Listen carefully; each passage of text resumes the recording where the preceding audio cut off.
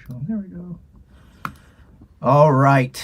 We are live. This is Soundbooth Theater Live, and today I have with us a guest, Mr. D.D Black, the author of The Bones at Point No Point, that awesome cinematic audio that we just started releasing in November of last year. And yeah, he's here to talk to us about The Bones at Point No Point, about the book series itself, and about the production that we put together. And it's really an honor to have him on. Thanks for coming, D.D Black. Thanks, Jeff. I appreciate it. Always like talking to you. Likewise. And real quick, what do the D and the D stand for? I get that question a lot. They actually don't stand for anything. Sometimes my wife comes to my events and heckles me from the back. It's part of our thing, I think. And she says it stands for Dum Dum.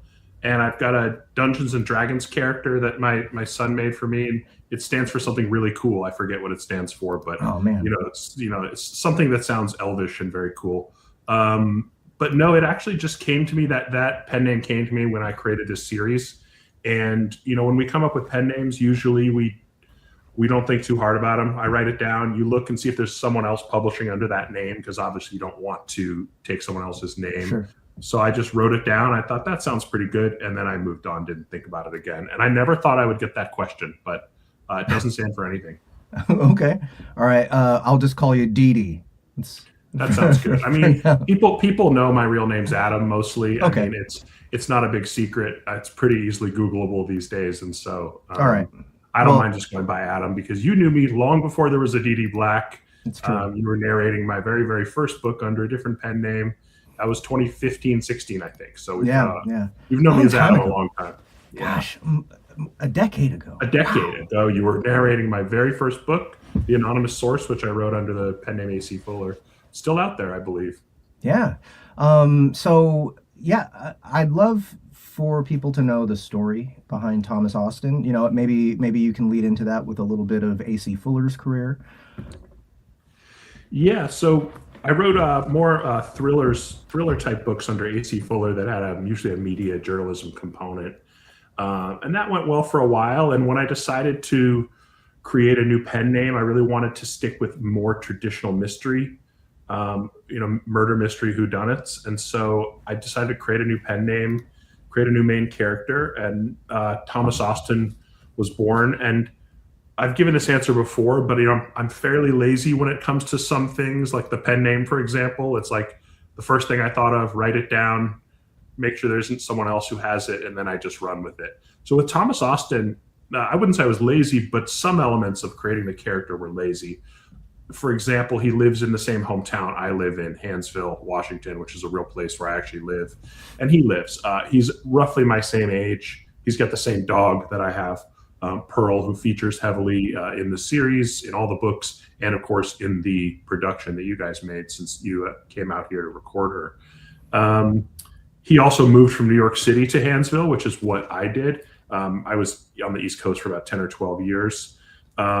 That's kind of where the similarities end. He's a former NYPD cop. I never was. And so really I just wanted to make him, the classic cop who moves across the country to get out, start a new life, start a new job. He's running a little cafe and then gets drawn back in because one of his old cases surfaces. And I don't know, I like the reluctant hero thing rather than the hero who sets out to save everyone. He's kind of trying to lay low a little bit because his wife was murdered. And so then he just gets wrapped up in a case and it kind of snowballs from there and became a whole series.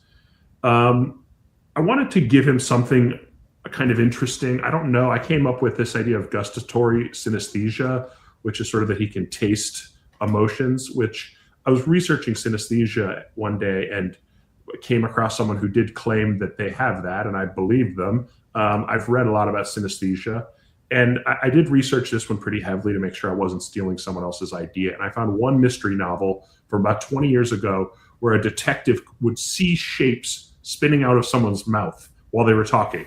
So like, Jeff, if you're lying to me, I'm going to see like red triangles flowing out of your mouth. Or if you're telling the truth, I'll see blue squares or whatever. I didn't read the book, but I realized, no one's done this particular thing before in a mystery series. So I thought it'd be an interesting little quirk, and I just sort of ran with it. Yeah, so my memory of AC Fuller was that, first of all, the anonymous source, which was a project I really loved narrating. Yeah. I found it to be very clever. Like it was based around the 9/11 events, and it was just it was a really well woven tale that had this main character who's actually a journalist, which you don't see as much in thrillers. But the way that he related to his world and the rest of the cast was really elaborate and detailed, and also the plot itself just was not your typical thriller type of stuff. I also read A Meritocracy, which is something that we still have on the Soundbooth app that Annie narrated, and I backed her up on with the male voices. We did the whole 3 book series, and that was an incredibly interesting concept where the main character starts a website to crowd fund or crowdsource the next third party presidential candidate. So that was, I thought, an incredibly cool concept. I feel like concept was a really big thing for A.C. Fuller. But then we go to Thomas Austin, and it's like, this is a very classic tale. Yeah. You may have little quirks with the character or with the setting, It's much but more classic. Yeah. yeah. So what prompted that move for you? Yeah. So and I haven't thought about the Meritocracy series in a while because that was a really fun series to write. I started that. I don't want to talk politics, but I started that in 2015, where it looked to a lot of people like we were going to have a Hillary Clinton presidency. And I thought, like, I want to write something wild and just like totally different and make politics crazy and really interesting. And then, things went a different way. Um, but that was a fun series to write, but no one wanted to read it really. That was the main thing. It was, I don't know if it's because of the way politics went in the country or what, but it wasn't super like left right political. It was just more Mm-hmm. like, it was just like out of the box kind of politics. Like, and I Yeah. thought it was the kind of thing that could actually happen in our future. And I thought it'd be really interesting, but people didn't want to read it. That was the main thing. It was unmarketable in terms of the ebooks and paperbacks long term. People just weren't that into it. And maybe that's because of how the Amazon algorithm works or something. I don't know. I still think it'd make a great show. I still think, who knows? Who knows what will happen? But I still think it'd make a great television show if it was updated a little bit. So I think that when I started the D.D Black thing, I thought I was reading a lot of mysteries. I was watching a lot of kind of classical police procedural stuff. Like I was watching Bosch and things like that. And I was just like, I want to write something that is, why, actually, I'm just remembering why it actually happened. So I had taken some of the time during COVID and I was writing an epic fantasy novel.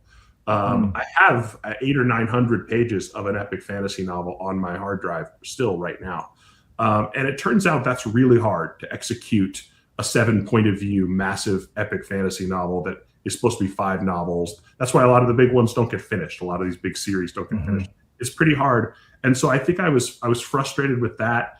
It wasn't going as I wanted. And I thought, I'm going to write something that I know I can do that will be fun, that will be not easy. It's never easy, but easier than, a 1,000 page, 7 point of view epic fantasy book. Sure. And so I just wrote it. And then once the first one came out and people were really liking it, I did the second one and the third one. And I just sort of kept going with it. Yeah, and it turns out that you made a really good choice. The Thomas Austin crime thriller series is now up to 13 books. Is that right? It's 12 are out and the 13th is on pre-order and it's about half done. So yeah, there will be 13 in, between 1 and 3 months, depending on how long it takes me to finish it. Yeah, and it doesn't seem to be slowing down as far as sales. You just keep sticking No, to I that mean, top slot it's on wild. Kindle. It's been the number one mystery series on Amazon for most of the last 3 years, since about August of 2013 or 2023, I mean. So that's a surprise. It just keeps going and going. In the ebook form, especially, it's done really well.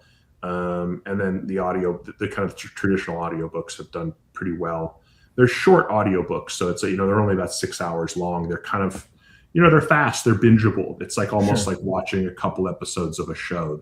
The books have a lot of twists and turns, but they're not the sort of police procedurals where you get 4 or 5 pages of blood splatter Right. analysis and things like that. I wanted them to be more fun to write, and I don't like reading 4 to 5 pages of sort of forensic details. And so I kind of hand wave a lot of that stuff, and it's more about the characters and the plot and fun moments and stuff. And the area where I live, Kitsap County, which is across the water from Seattle. Yeah. So tons of success in ebook. Also, you're having success in physical distribution as well. Yeah. So one of the reasons I didn't think too hard about the D.D Black name is that the plan was this would be a 100% anonymous pen name, that I would focus on online sales. I would just not even tell people that this pen name existed other than the people really close to me. And then after I think the second book came out, my wife said, let me just try putting a few in the local store. There is a little store in our town of Hansville. There's one store called the Hansville store. And it's like, they sell beer and bait, and, got a little cafe that's nice. So she said, let me put a few in there. And then they did. And then they sold because they're set locally. So people are like, let me read a book that's set where I live. And then she tried a few other local stores, and then the local Barnes and Noble. And then they just sort of took off. They kind of went semi-viral in our county. And it was wild. That was the biggest unexpected piece of the whole thing, was when Barnes and Noble started, taking 500 signed copies at a time and Wow. doing a big display and all that stuff. So we don't have a big distributor. We don't have a publisher. It was literally my wife just taking signed books in cardboard boxes Mm. out, in the trunk of her car while working as a home health nurse. So she would, drive to see her patients and stop by and leave, 500 books at Barnes and Noble, or 20 books at the local, gift shop or whatever. And, they just sort of took off from there. That kind of happened while they were taking off online. And, it was wild. It became a whole thing. And it's, I know you're good friends with Matt. I'm good friends with Matt, and probably most of your viewers know Matt. And I like to say there's one Barnes and Noble at which I'm selling like Matt is, and now he's one of the biggest authors in the whole country now. But which is phenomenal. Matt is an awesome guy. But in our county we sell a lot of books locally, but we don't have a big distribution deal nationally like Matt has gotten in the last few years. So you can't actually get the books in most stores, but mostly they're online or through our website. Well, it's still great that so many people are putting your books on their shelves. I mean, it's Awesome. Yeah. yeah, it's an honor, I think, for fans to want a physical copy, especially nowadays. Yeah. And we never expected it. I mean, I told my wife, you can put them in the bookstore. No one's going to buy them there. And like, she said, let me just try. And I was like, no one's going to do that. Like, it's not going to be a thing. And it just became more and more of a thing. And so I was thrilled with that. And it was just a surprise. We did Yeah. we just did a signing at Barnes and Noble recently. And there was 300 people there that day. And it's just like, that was a shock because I expected this just to be kind of an online thing. I'll sit in my garage and, write the books and put them up online kind of thing. And it's been great. It's been great how it's gone. It's been really thrilling to see. Yeah. So for anyone who has listened to the series, who's here now watching this YouTube video, or read some of it, I'm just wondering, can you give us a little bit of a peek at what's going to be happening past book one? Because you establish, our main character, you establish the rest of the cast. To me, it feels like they're going to continue to have this sort of small cast dynamic, but we're also going to be visiting new casts along the way with each book, but just keep these core characters. So yeah, how does the rest of the series kind of pan out if we're just talking about general feel? Yeah, so for people who read book one or listened to book one, either the Soundbooth production or the traditional audiobook, you could probably tell that I set it up to be a series. By the time I got to the end of book one, I realized, this would probably make a pretty good series starter. And so let's see, without giving away too many spoilers, at the end of book one, it's clear that Thomas Austin may get involved in future police work again, although he's not a detective yet, or he's not in the local police department. And the first few books, the second book is called The Shadows of Pike Place. And if you were disturbed by the first book, which how could you not have been disturbed by some of the things in the first book? The second book is a little more of a traditional locked room mystery set in Seattle, without the same bleak subject matter. They're all murder mysteries, but it's not as horrific of a crime, the second book, I will say. So it's a little more of a locked room mystery. And in that book, Thomas Austin's acting as a private investigator, working with someone who's trying to get to the bottom of something before the police are really involved in it. The third one, which a lot of people say is their favorite of all the books, is a cold case. A couple naval officers disappeared in 1989 and were never found, and their medals are found by someone with a metal detector on a local beach in Hansville, and it opens this big cold case that involves the Navy and all sorts of interesting corruption and stuff. So then the fourth one is a serial killer book, again, kind of a bleak storyline. The fifth one involves a little more of a high concept thing. Someone said it was like Die Hard if it was set at a Monday Night Football game. It's a little more of a terrorism angle. So there's just, each time there's a new crime and a new setting, but the main characters do recur. Thomas Austin's always at the center. Ridley, who is the lead detective, is in all the books. Lucy and Jimmy, who are kind of the flirtatious odd couple, potential love interests, are in all the books. Anna, who's in book one, is in almost all the books. So some characters kind of have bigger or smaller roles depending on the book, but it's very similar. It's really designed to be characters you like, you come to know, and you want to see over and over again. And here they are again, solving a new crime. And each book is sort of like the most interesting week in any detective's life, except it's over and over again. Right. And you also establish what seems to me like a story that's going to underlie the entire series, an overarching story. Thomas Austin moves to Hansville, like you said, because his wife was murdered, and he's retiring because he retired because of it. But his past comes back to him immediately, when he's there. And so we know his backstory, and we know it's unsolved. We know that the crime that his wife was murdered is not solved. There's unfinished business there. Is that something that you continue to develop through each of the books, or is that just going to continue to be background? Yes, and so that was another one I probably borrowed from things I was watching at the time. One of the only shows that my daughter and wife and I all could watch together when she was, in the 9 to 15 range was called Monk, which is a mystery show, but it's a kind of a lighter mystery show. Exactly, yeah. It's a very sweet, lighter, kind of a cozier mystery without as much gore. But of course, one of the main storylines there is his wife had been murdered. It's a crime he couldn't solve, and part of why he ended up with the OCD he had to the extreme level was because of the trauma from that crime. That was one of the backstories.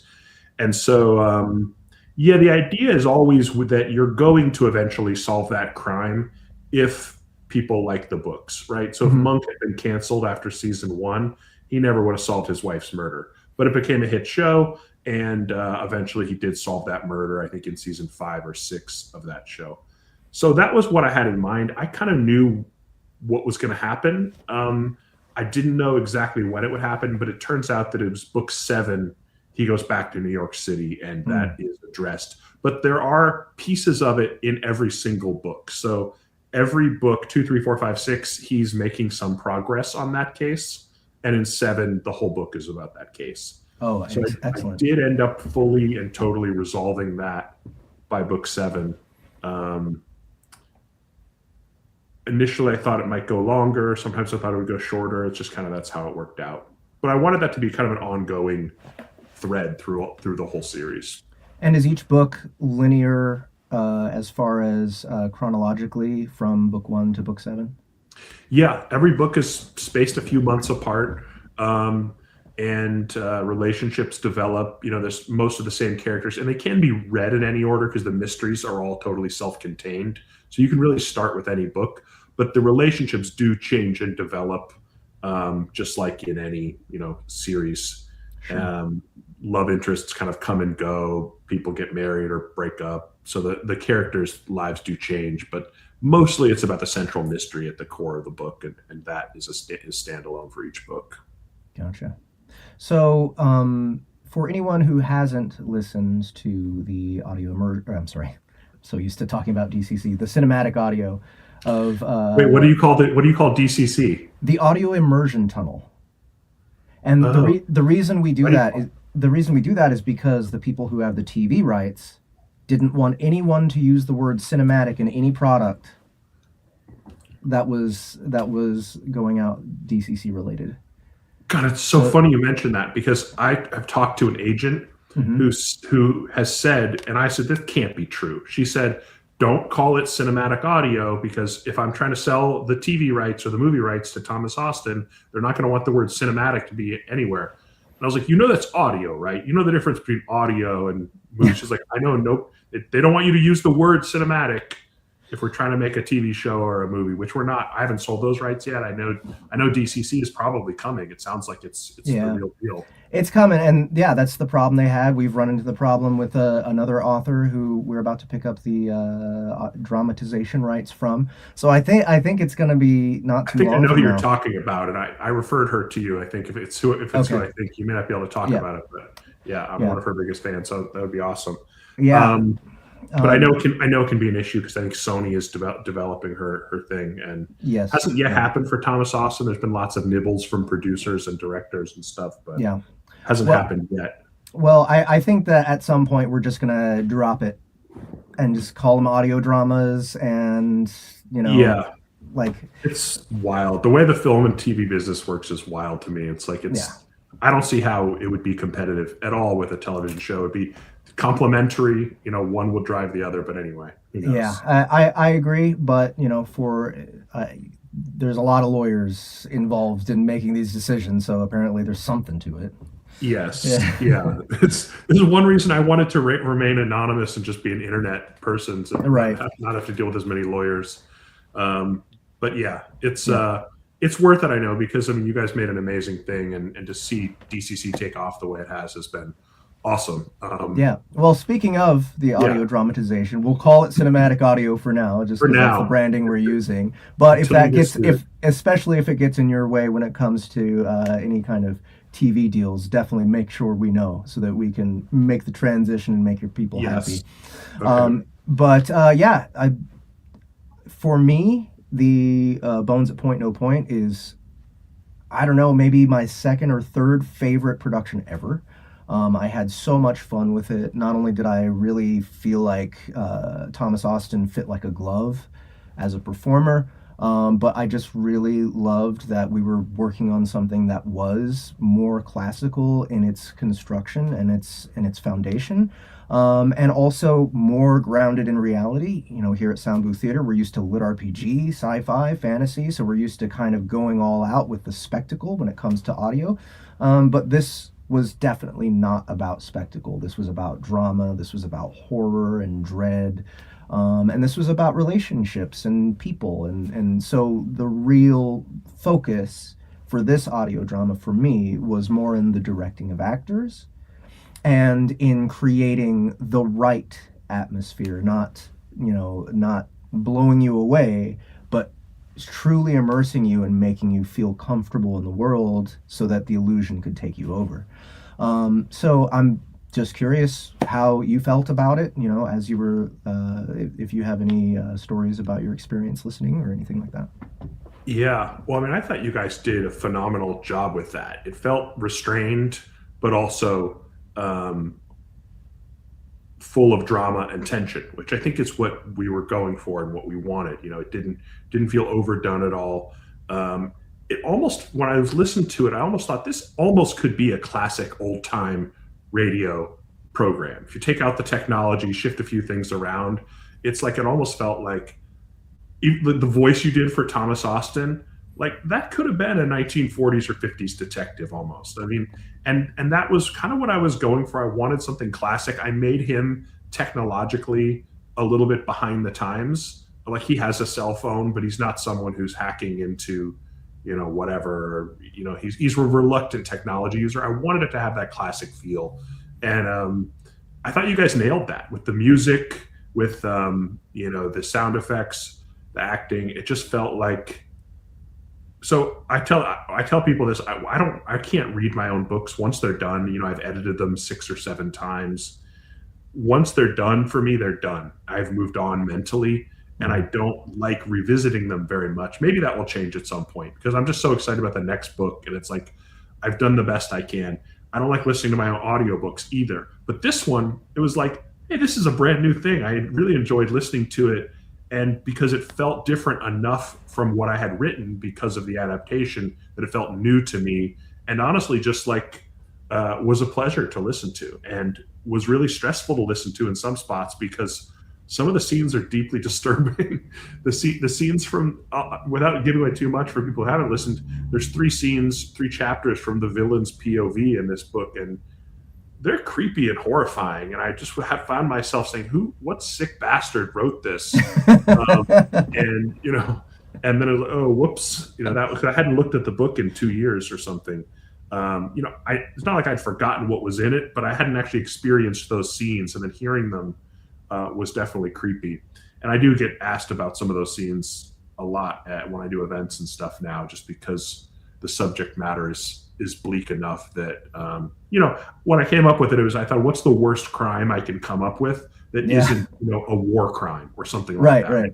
Outside the context of a war, what's the single worst crime I can think of that an individual could actually do that doesn't involve a terrorist attack and mass slaughter? And that was what I put in the book.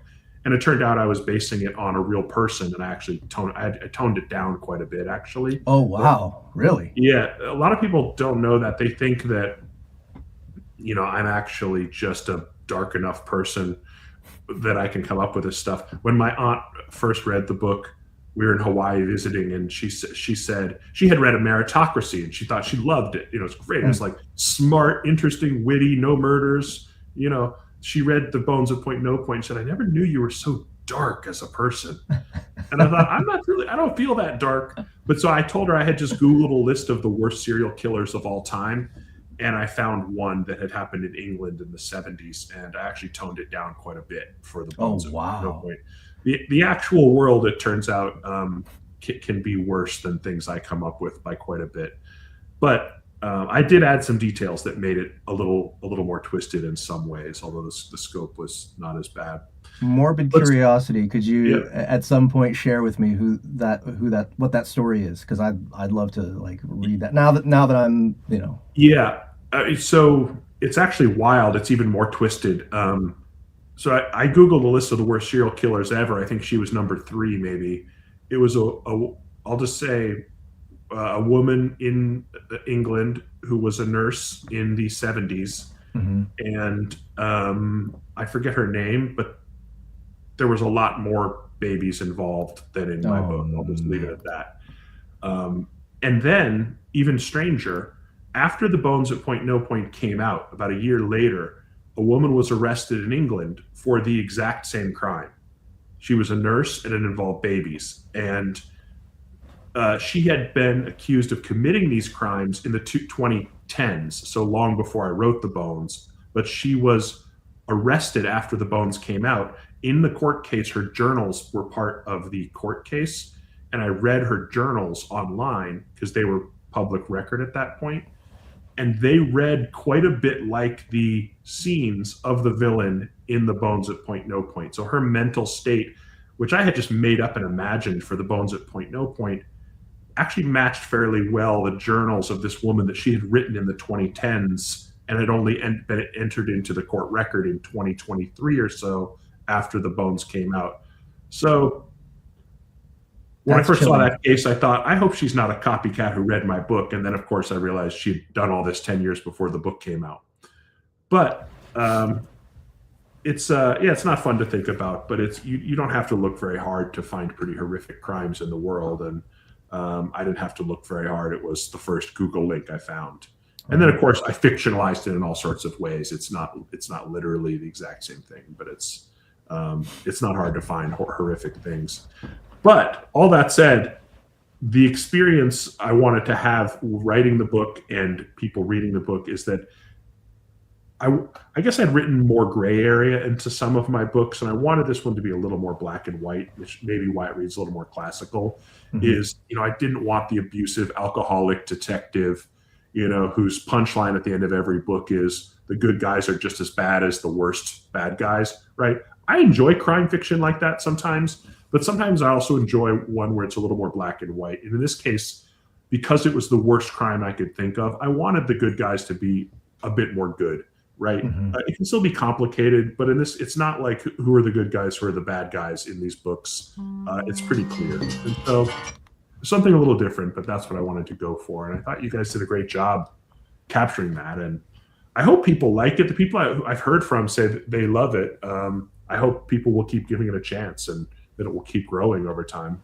Yeah. Well, maybe we can start getting some of our books on tape into your local stores as well. And maybe more That would be people great. be able to pick it up. Are there any characters in our version of your story that the actor surprised you, or their take on the character surprised you? And are there any characters that you feel like completely nailed it? Good What you saw in your question. head? Yes, I mean the most surprising was the villain. Without giving away too much, it was just the first few beats I heard. I was like, oh, she doesn't sound villainous enough. And then I kept listening, and I was like, oh, like she's very sweet, and that's how I wrote her.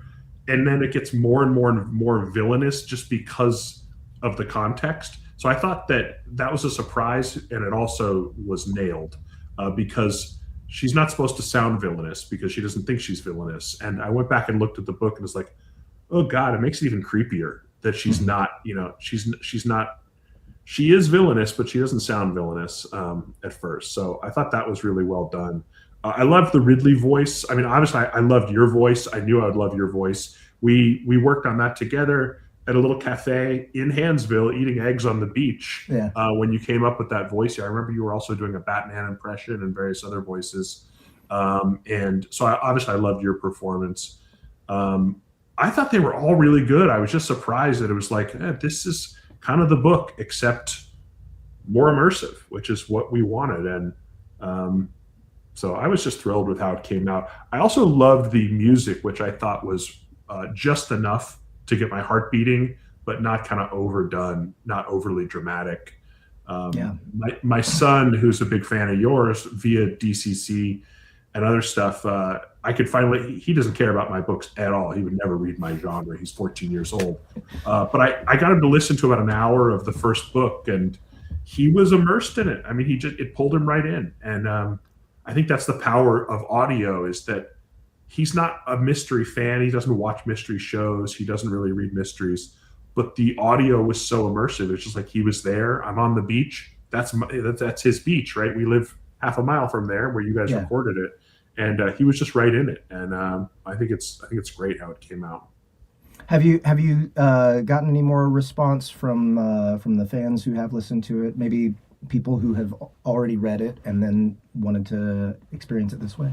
Yeah, I've heard that people, they're really happy that Pearl is in it. Pearl is our corgi who's asleep over there. She'll never get on camera, but unless I have treats. But they love that she's in it. They love that you guys came out here and recorded that. And the response I've gotten has been really good. And we're trying to get the word out as much as possible so people will try it. I hope people know they can go try it for free and listen to the first episode, which is about an hour and a quarter. And, might be the first 10 or 12 chapters of the book if you have read it. And I hope people will give it a shot who haven't, because I think it's really a great way to experience the book again. Yeah, and I'm really looking forward to an opportunity to do the next book in the series. Right now, I think that we need a bit more attention on it before we can justify jumping right in. But Yeah. it's like the one project for me that I'm completely rooting for, and I'd love to fill up more of my time in the future, just playing in this world and being Thomas Austin. Yeah. I would love that. And the second one, I really think would make a great cinematic audio. It's set more in Seattle, lots of Mhm. sights and sounds of Seattle. There's chase scenes through, Pike Place Market and the throwing the fish, which everyone who doesn't know Seattle knows about the throwing of the fish. So there's a lot of great locations in it. It'd be a lot of fun to do. And I'm hoping that this is slowly going to find more and more of a readership or a listenership. I mean, both from your existing audience and through mine as the Thomas Austin continues to grow. I mean, the 13th book is coming out this spring. I've got a 14th in the works. It's just going to keep going. And so my hope is that people will discover this and we'll be able to do the second book sometime in the next year or so. But Yeah, I that'd be know it's awesome. with all you've got going on. I know I would imagine the way that DCC has taken off that's just like an endless series of requests of stuff you want. That Toxic What? Koala just pointed that out. So the joke is in Washington, there's a ton of town names that are pronounced in really wacky ways. Yeah. And the in Dungeon Crawler Carl, the first time I came to the word Yakima, I pronounced it Yakima. Yep. And so people were giving me shit Oh for yeah. years until I had an opportunity to repronounce it in a different DCC book, and I thumbed my nose at the audience when I pronounced it. And then Matt started fucking with me by making me pronounce like a long list of Washington town names in the end credits of book 6, I think, or book 7. Oh yeah.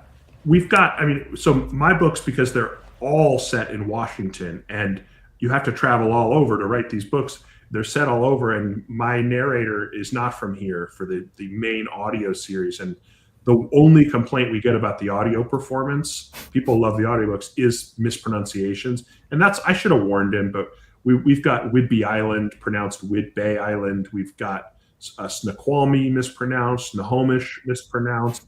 There's a lot of Native American names of places here, so a lot of those get mispronounced.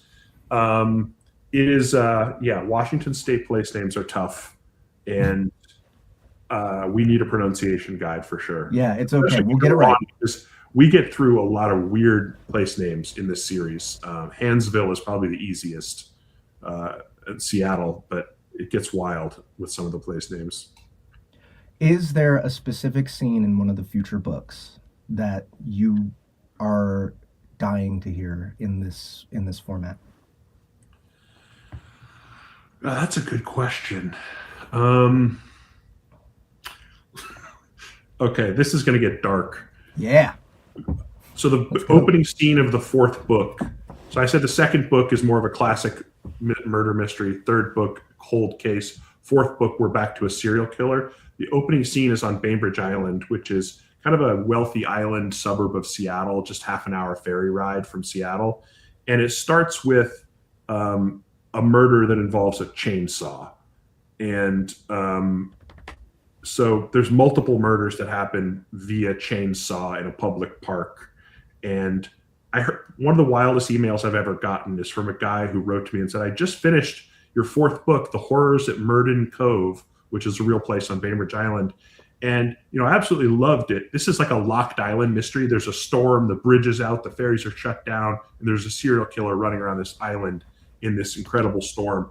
And this guy wrote to me and said, your book really took me back. I spent one summer of 1979 on Bainbridge Island. I was on LSD the entire time. Back to that time. Think about that. I was like, the opening scene is a chainsaw murder. And I wrote back something nice. I go, thanks for writing. I'm glad you liked the book. But it's wild that brought him back to his LSD summer of 1979, the year I was born. But so I'd be fascinated to see what you guys would do with that, to see if you could make it as horrifying as it should be without being so off-putting that you lose all listeners, right? Because, Right. it's deeply off-putting. And then the fifth book, I mean, if we were ever to get to that point, it's a little bit different.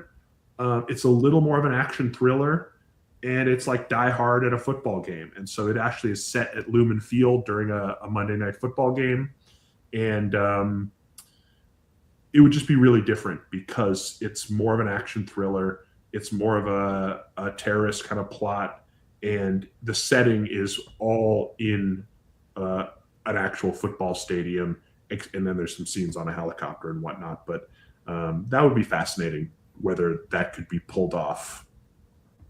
Well, you have me creatively drooling over here. These all sound like really great projects to take on, and new approaches that we would need to take, and all that. So I hope we get to do it. And you guys, as a call to action, I think what this interview really is about is to get more of you guys to share the Bones at Point No Point with other people, spread it around, tell people about it, tell people about your experiences. If you've already listened to it, please leave reviews. That first episode being free is a great tool. I mean, you can gift from the Soundbooth app as well, so you can actually just, shove it in people's inboxes. Here, give it a shot. I know that even though I produced it, when I listen to this production, I'm enwrapped. I'm enwrapped. Like it's a bit hypnotizing in how well it draws you in. It is, yeah.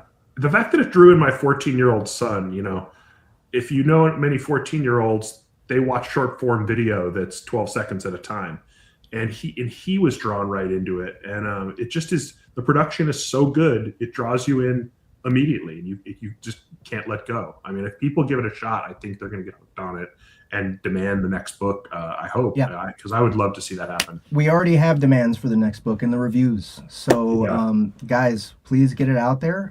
Get the word out, because this is so worth it. I would love this to be a big part of my career going forward in the next few years. So, thank you so much to everybody who came to listen to us. Adam, do you have anything else that you want to say before we wrap up? No, and I would just say if any of my normal readers are watching who haven't given it a shot yet, you can just go. We put out the link at least once or twice a week on all our social medias. Mm-hmm. You can go to just Google Soundbooth Theater and the Bones at Point No Point. It'll come right up. You can listen on the website. You can download it via the app on your phone. It works just kind of like any other app, like Audible. You open up the app, you'll see it there. You can try it for free, and then if you like it, you can buy the next episodes for, I don't know what they are. They're not very expensive. Yeah, so they're $3.99 a piece, or $9.99 for the whole four-part series. Right. So very cheap. $10, you get the whole thing. You're not even paying an Audible credit for a full cinematic production. And it's, I mean, what was it? A total of, how many actors was it total that worked on it? 7 or 8? I think at least 14. 14, okay. Yeah. There's a lot. So there's 7 or 8 kind of main characters, but so it's a massive team. Yep. Music, it is wild. Justin Thomas James, Annie Ellicott, Andy Parsnow, Gary Furlong, Becca Sands. We stacked it with as many people in the crew as we could. But I'm really looking forward to seeing where else they can fit in the next installments of this series. And we mentioned this just briefly, but for people who didn't get it, who don't know, you came out here with Ahmed and recorded the sights and sounds of Kitsap County, so that the background, the actual waves you're hearing, the wind patterns, the dog running on the wooden floor, all of those actually took place in Kitsap County, where the books are set, featuring my actual dog running on different surfaces and barking, the waves with an underwater microphone. I mean, you guys, I think one reason it's so immersive is it feels like the Pacific Northwest, which is the way I wanted the series to feel, very moody and in this location. That's why it's so immersive, is that you guys did that, I think. And so we had such a great time out there too. I mean, the countryside is so beautiful out there, so relaxing. The air is one of my favorite things out there. It's just so clean and cool and refreshing. That was I mean, like, I'd love an excuse to go back out there and do some more field recording. So I hope we can do it. Yeah, maybe this thing will take off a little bit. We can do that next summer, spend some of the time in Seattle to record more stuff. But anyway, I definitely encourage any of my readers to check this out if they haven't already. It's a lot of fun, and it's a totally new way to experience the book. It's not just like hearing someone read the book. It's a whole other Yeah. thing. And one other thing I would like for people to um, try to do, and this is mainly like I never really thought of this before people started telling me that they were listening to Dungeon Crawler Carl with their family, right? Like in cars, or they would just sit around and all of them listening to it at once. And I think this in particular would be a great production for just that. Yeah. Instead of everybody hanging out in front of the TV and watching a show, just listen to this. That way Yeah. you all can like play with your phones or knit or whatever while you're listening. I think it would be a really good thing to listen to your family with, or a bunch of friends at once. Yeah. It's a So great way to experience books together, because most of us aren't going to sit with our teenagers and read a book, yeah, the actual paperback book anymore, because they'll read on their own or whatever, or they're doing something else. But I've listened to, I don't know, 10,000 hours of audiobooks and audio immersion with my son by now, just driving, because he has a long drive to school. And it's one of the things we've shared. I actually told Matt this the other day, that the memories of listening to the first 4 or 5 DCC books with my son, those are great memories for me, because we don't have that many things we can do together, right? 14-year-olds don't want to spend all their time with their parents.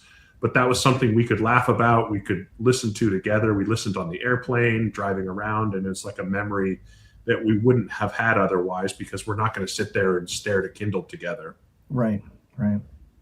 All right. Well, Adam, thank you so Jeff. much for joining me and talking about this production. I'm really looking forward to seeing who else can pick it up. Everybody here who's watching, check the description of this video. You can find links to both the Bones at Point No Point on the Soundbooth app, and also the whole series on Amazon in Kindle form. If you just want to get ahead and you can't get enough of Thomas Austin, you can always read it. So thank you all. Thank you, Adam, and I hope you all have Thanks a a good lot. rest of your day. All right. Bye. Bye, everybody.